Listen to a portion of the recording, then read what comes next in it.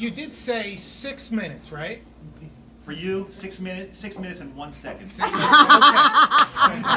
That's great. That's great. I appreciate it. Happy Cinco de Mayo to everybody. Right?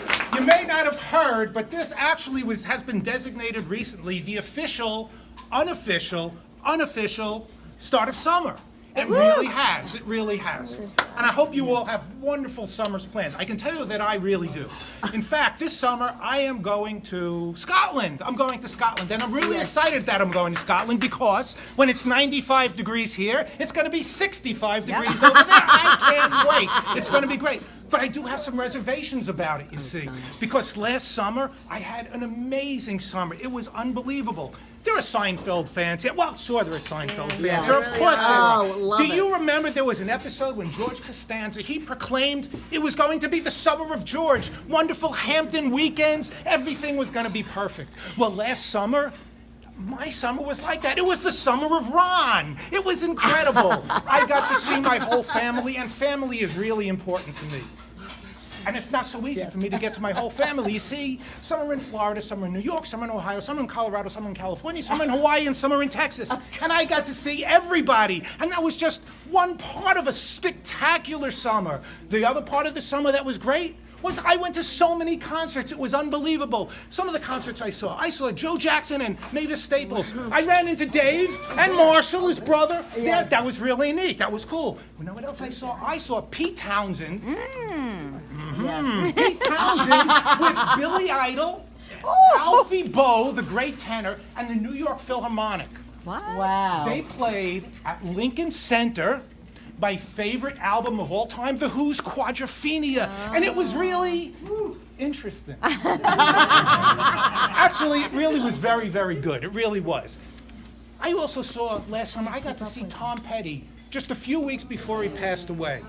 Very sad about his passing, but what an incredible show. What an amazing performance. It was really great.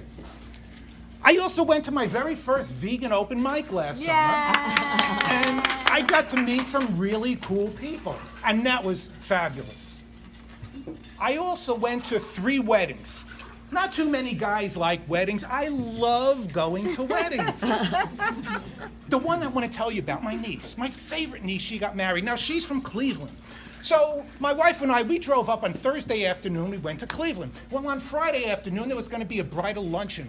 Well, what am I going to do? I have all day Friday. I knew what I was going to do, the Rock and Roll Hall of Fame. I've been there 4 or 5 times, and I love it every time because they keep changing the exhibits each and every time you're there. So it's fantastic. So my plan was spend the entire day. So 10 o'clock in the morning it opens, and I'm through the door like a shot. Incredible. So I'm there, and after a couple hours, I'm just like, oh, this is incredible, but I really have to leave. I can't stay any longer.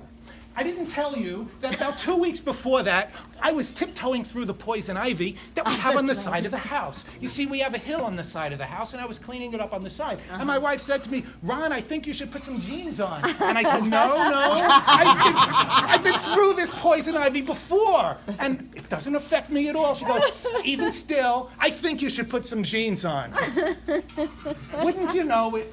My wife was right. I should have put some jeans on. Well, the first few days, it wasn't a big deal. It wasn't a big deal at all. But after a couple days, I started developing a bit of a rash. So it started down low, and it started coming up a little higher. Well, at the end of the week, you know, I was still doing okay. I still refuse to take medication. I don't do drugs. I don't do medication. That's my thing. Well, I do drugs. No, I don't. I don't do medication. So I refused. I was just going to power through the whole thing. Well, as the second week came around, it was all over me. But I'm telling you the truth, it wasn't there.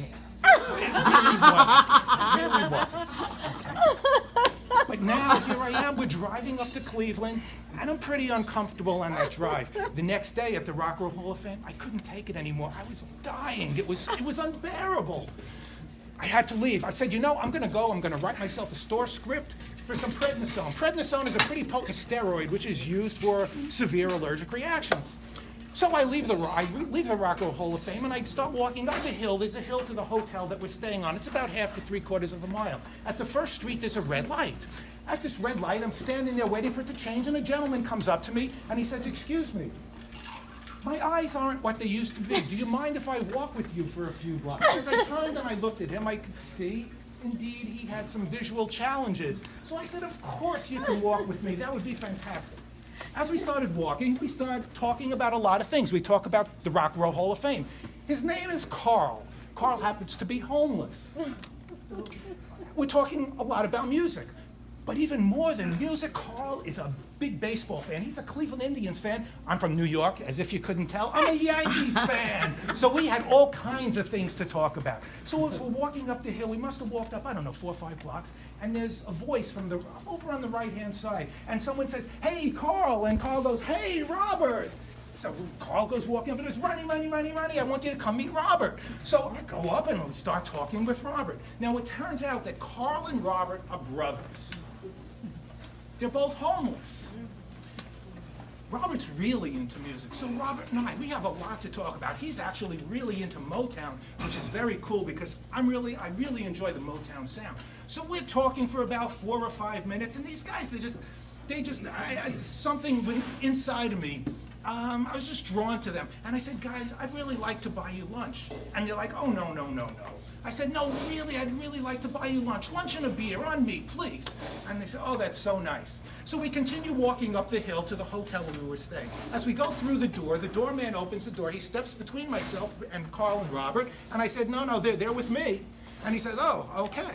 So we go into the bar. It's actually a bar restaurant in the hotel, and it's pretty empty there. There are a couple of people sitting at a high-top table. Carl says, "Hey, let's go sit at the bar." So they go step up and they sit at the bar. No problem. As I walk in, the bartender comes over and he says, "Hey, Doc." I said, "Hey, Teddy, how you doing?" You see, my wife and I had a couple of bourbons the night before, so we had met Teddy.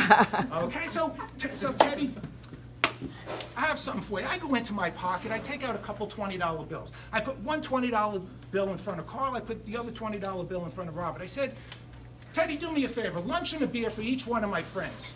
Put the tip on my tab. You know what my room is." And Teddy goes, "No problem whatsoever." I said, "Listen, I've got to go. I got to go to the pharmacy. I got to get myself a script." So I walked out.